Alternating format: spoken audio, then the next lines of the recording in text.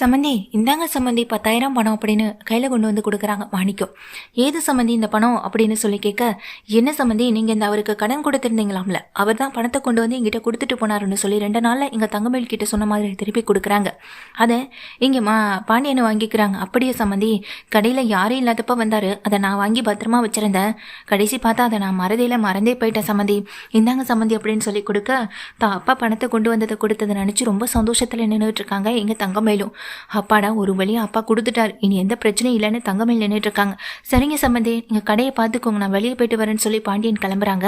அந்த சமயத்தில் இங்கே பக்கத்தில் கடைக்கு வெளியே போய் நிற்கிறாங்க பாண்டியனும். அப்போ அந்த நேரத்தில் தங்கமேல் கேட்குறாங்க, ஏன்பா பணத்தை கொடுத்துட்டியில, எங்கே இந்த வாங்கினியா, யார்கிட்ட கடன் வாங்கினேன்னு சொல்ல. அதெல்லாம் கேட்காத மயில், பணம் கிடச்சிருச்சுல, சந்தோஷமா இரு அப்படின்னு சொல்கிறாங்க. இந்தா உனக்கு வேணா செலவுக்கு நானே பணம் தரேன்னு சொல்லி இன்னும் ஒரு 10,000 பணத்தை எடுத்து கொடுக்குறாங்க. ஏதுப்பா இம்புட்டு பணம் எங்கேயாவது கையில் வச்சுட்டியலாம் அப்படின்னு சொல்லி கேட்க, அட என்ன மாணி, அப்பாவை போய் சந்தேகப்படலாமா அப்படின்னு மாணிக்க சொல்லிட்டு இருக்கும்போது போலீஸ் வராங்க. போலீஸ் வரதை பார்த்ததும் எங்கள் தங்கமேலுக்கு புரியலை. கூடவே இங்கே பின்னாடியே பாண்டியனும் என்னாச்சு சார் என்னாச்சு அப்படின்னு சொல்லிட்டு ஓடி வரேன்.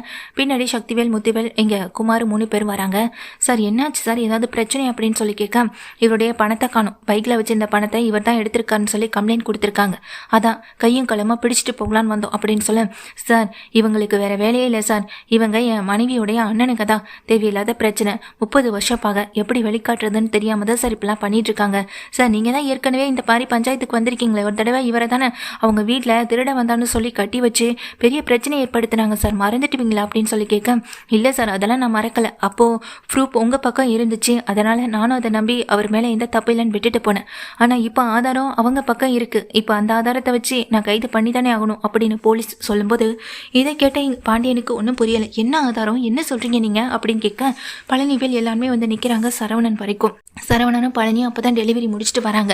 என்னாச்சுப்பா போலீஸ்லாம் வந்திருக்காங்கன்னு சொல்ல, நடந்த விஷயத்த பாண்டியன் சொல்கிறாங்க. பாண்டியன் சொன்னதை கேட்ட சரவணன் கோவத்தோடு அங்கே நின்றுகிட்டு இருக்க மாணிக்கத்தை பார்த்து முறைக்க, ஐயோ அப்பெல்லாம் இருக்காது மாமான்ற மாதிரி கையை பிசைஞ்ச மாதிரி இங்கே தங்கமேல் தான் மாமா சரவணனை பார்த்துட்டு இருக்கும்போது போலீஸ் வந்துட்டு, சார் இவன் தான் சார் பிடிங்க சார், திருட அன்னைக்கே திருடுறதுக்காக தான் சார் வீட்டுக்கு வந்திருக்கான், ஆனால் அன்னைக்கு ஏதோ பொய்ய சொல்லி அப்படி இப்படின்னு ஏமாற்றி எங்கள் எல்லாரையும் ஏமாற்றிட்டு உங்களையும் கண்ணில் இங்கே ஏமாற்றிட்டு தான் சார் போனான், இப்போ கையும் களமாக சிக்கிக்கிட்டா, இதுக்கப்புறம் என்ன சார் பண்ண முடியும் அப்படின்னு சொல்ல, ஐயோ சம்மந்தி நான் எதுவும் பண்ணலேன்னு சொல்லி நிற்க, இவங்க தேவையில்லாமல் என் மேலே பழிய போடுறாங்கன்னு மாணிக்க சொல்ல, தேவையில்லாமல் பழிய போடுறாங்களா, யார் நாங்களா, நீங்களே இந்த வீடியோவை பாருங்க அப்படின்னு எல்லார்கிட்டையும் காட்டுறாங்க. எங்க சரவணனும் இங்கே குமார் காட்டுற வீடியோவை பார்த்ததுங்களுக்கு ரொம்ப அதிர்ச்சி. ஏன்னா இப்போ நான் விஷயத்த சொல்கிறாங்க சக்திவேலும், என் தம்பி பழனிக்காக நாங்கள் ஒரு கடை பார்த்துருக்கோம் சார், இனி அந்த கடையில் தான் இவன் வேலையும் பார்க்க போகிறான், சொந்தமாக அந்த கடையை நாங்கள் தான் ஏற்பாடு பண்ணி கொடுக்குறோம், அந்த கடைக்கு பணம் கொடுக்கலான்னு தான் சார் இன்றைக்கி கிளம்பணும், வண்டியில் பணத்தை வச்சுட்டு அந்த பக்கம் போயிட்டு வரதுக்குள்ளே பார்த்தா பணத்தை காணும் சார் அப்படின்னு சொல்கிறாங்க. அட்வான்ஸ் பணமாக 1 லட்ச ரூபா பணத்தை கொடுப்புன்னு சொல்லி பணத்தை வச்சுருந்தோம், அந்த 1 லட்ச ரூபா பணத்தையுமே இங்கே ஆட்டையை போட்டு வந்திருக்கான். ஏற்கனவே என் பையனால தான் இந்த விஷயமே இப்போ எல்லாருக்கும் தெரிய வந்திருக்கு. எங்க பைக்கில் நம்ம அங்கே எங்கே போகும்போது ஏதாவது பிரச்சனைன்னு ஒன்று வரும், இங்கே காரில் மட்டும் கேமரா வச்சா பார்த்தாது, நம்ம பைக்லேயும் கேமரா வச்சுக்கிறது நல்லதுன்னு சொல்லி தான் இங்கே குமார் ஏற்பாடு பண்ணி கொடுத்தான், அதனால தானே இன்றைக்கி இந்த திருடன் கையும் களமாக சிக்கணும் அப்படின்னு அங்கே சக்திவேலு முத்துவேலு மாற்றி சொல்ல, இதை கேட்டதும் இங்கே பாண்டியன் அதிர்ந்து போகிறது மட்டும் இல்லை, அந்த வீடியோவை பார்த்து இன்னும் அதிர்ச்சி ஆகுறாங்க. இல்லை சம்மந்தி அது வந்துன்னு சொல்கிறாங்க. அப்போது அந்த 10,000 ரூபா பணம்ன்ற மாதிரி இங்கே திரும்பி பார்க்க தங்கமயிலும் அதே நேரத்தில் அங்கே மாணிக்கமும் தலை கீழே போட்டபடி நிற்கிறாங்க. சார் எதுவாக இருந்தாலும் ஸ்டேஷனில் வந்து பேசிக்கோங்க, 1 லட்ச ரூபா பணத்தை இப்படி பொது வெளியில் அதுவும் பைக்கில் இருந்து எடுத்திருக்காரு, கேமரா மட்டும் இல்லைன்னா இந்நேரம் அவர் சிக்கிருக்கவே மாட்டார், கேமரா இருந்ததுனால கையும் களமாக சிக்கினார். சார் நீங்களும் உங்கள் வீட்டை சுற்றி கேமரா வைங்க, அன்னைக்கு வீட்டுக்கு உள்ளே வந்து திருட வந்தார் தானே இவர், அன்னைக்கு ஏதோ சொல்லி தப்பிச்சிட்டாரு, இன்னைக்கு தப்பிக்க முடியாது அப்படின்னு சொல்லி போலீஸ் அவரை கையும் களமாக பிடிச்சி இழுக்க, அந்த விஷயம் அதனால் இங்கே தங்கமயில் ரொம்ப அழுகிறாங்க. மாமா எங்கள் அப்பாவை காப்பாற்றுங்க மாமா அப்படி இப்படின்னு சொல்லி அழுக, விடுமயில் அப்படின்னு கையை பிடிச்சி தட்டி விடுறாங்க.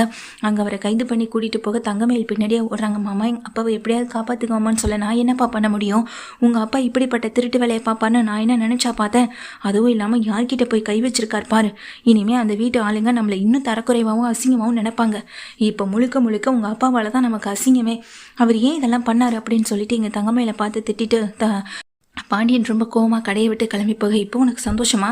உன்னாலேயும் உன் குடும்பத்தாலேயும் நாங்கள் அசிங்கப்பட்டு தான் நிற்கணும்ல. இப்போ உங்கள் அப்பா ஜெயிலுக்கு கொண்டு போய் உரிக்கட்டும், நல்லா உரிக்கட்டும். அப்போ தான் இனிமேலாவது அவருக்கு புத்தியாவது வரும் அப்படின்னு தப்பா சரவணன் சொல்கிறாங்க. சரவணன் சொன்னதை கேட்டு இங்கே தங்கமயில் அழுதுகிட்டே நிற்கிறாங்க. அம்மாடி தங்கமயில் அழுகாதம்மா, முதல்ல என்ன ஏதுன்னு பார்க்கலாமா அப்படின்னு அங்கே பழனி சித்தப்பா தான் வந்துட்டு இங்கே தங்கமயிலுக்கு ஆறுதல் சொல்லிட்டு இருக்காங்க. ஆனால் சரவணன் என்ன மாமா பண்ணிட்டு இருக்கீங்க, டெலிவரிக்கு நேரம் ஆகுது, வாங்க போகலாம் அப்படின்னு கையை பிடிச்சி எடுத்து கூட்டிகிட்டு போகவும் செய்கிறாங்க. தங்கமயில் ரொம்ப அவசரமாக கடையை விட்டு கிளம்பி வெளியே போகவும் செய்கிறாங்க, அப்பாவை காப்பாற்றணுன்றதுக்காக. ஆனால் சரவணனோ இங்கே பாண்டியனோ அதை கண்டுக்கலை. ஏன்னா என்னதான் போய் நின்னாலும் நம்ம அவமானப்பட்டு வரணுன்றது இங்கே சரவணனுக்கு நல்லாவே தெரியுது. பாண்டியன் யோசனையாகவே இருக்காங்க.